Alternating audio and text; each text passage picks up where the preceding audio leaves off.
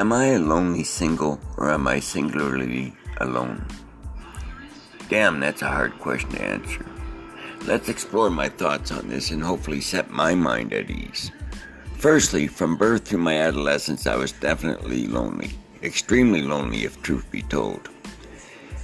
My mother had separated from my father when I was 6 months old. At first, father attempted his best to be a father to me. A difficult task, as apparently I was quite the whirlwind of overstimulated, hyperactive, carefree spirit. Eventually, this led to my being put in the foster care system. 32 placements in the first 6 years. I kid you not. For reasons unbeknownst to me, they, being the Catholic Children's Aid, could not find a placement for an extremely troubled infant. Yes, I was an infant. Think about that. Can you imagine what must have been taking place in my head? 31 families that could not handle me between the ages of 1 and 6 years of age. Placement number 32 was a divine intervention as far as I'm concerned. I still remember as clear as it was yesterday arriving at the home of Doreen and Raymond Forward.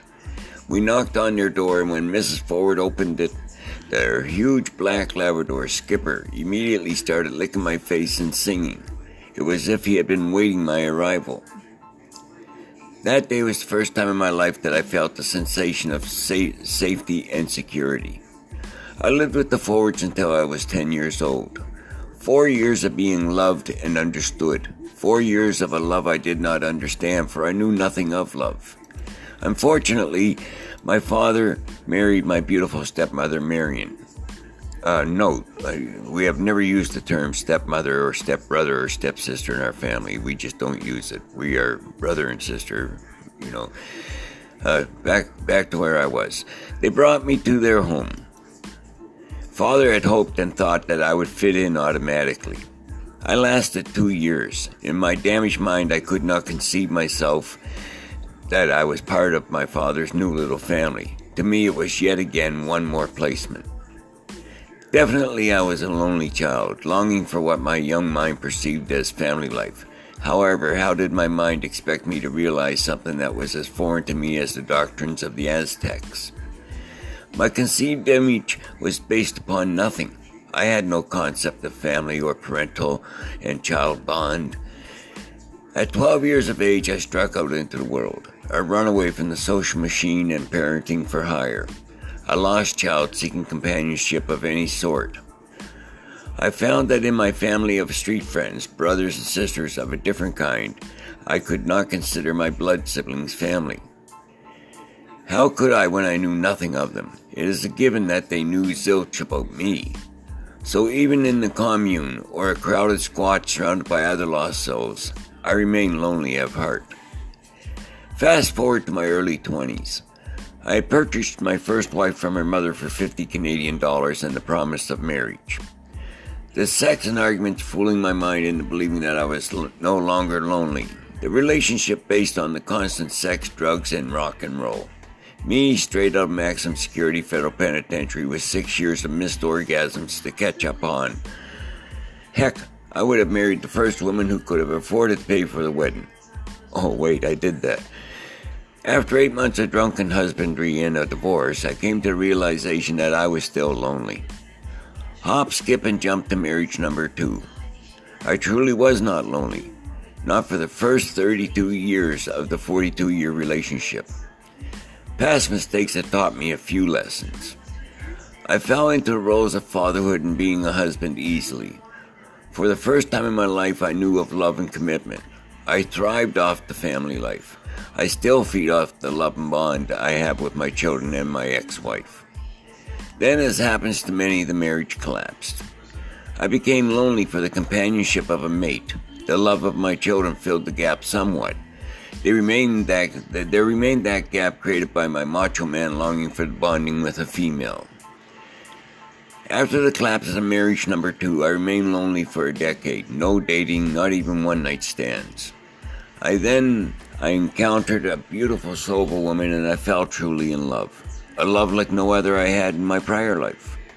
Alas, like all the other times in my life, it ended with me being lonely. I'd been single far too long and could not live as a husband and wife. The damage of my youth and my past attempts at marriage had manufactured a detrimental construct within me. That love remains strong to this day. We are no longer together as a lover couple. Our relationship has since metamorphosed into a strong bond of friendship. While I respect and appreciate that, I also despise and resent that for reasons I shall never discover or understand, I am destined to die a man with no current spouse or companion. To quote Elton John, "Where to now, St. Peter?"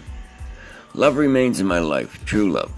Companionship, however, has dissipated into the cold fog of loneliness, swept out to sea in a dark whirling mass of brokenheartedness and disparity.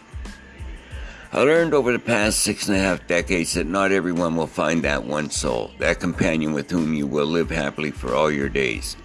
Not everyone is destined to live a Leave It to Beaver or Father Knows Best lifestyle. Modern society has designated marriages as disposable, unfortunately.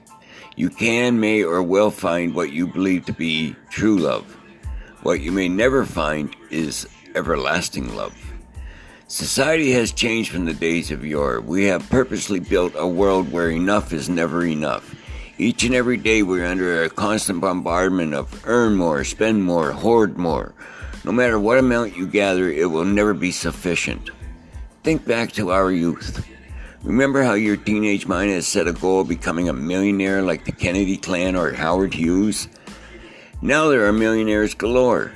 In past days, we would never have conceived of anyone becoming a billionaire. How could anyone earn such wealth? Now such wealth does not surprise us in the least. Getting back to Alton's question, my response to that is my destination in life dictates a hope for a better tomorrow, a walk away from days past, a dance in today's light, and love of all others, be them friend or foe. Am I lonely single, or am I singularly alone? Remember, I tell you this, I am singularly alone as a single man, sadly. I have resigned myself to this fact. It is what it is, and that it is.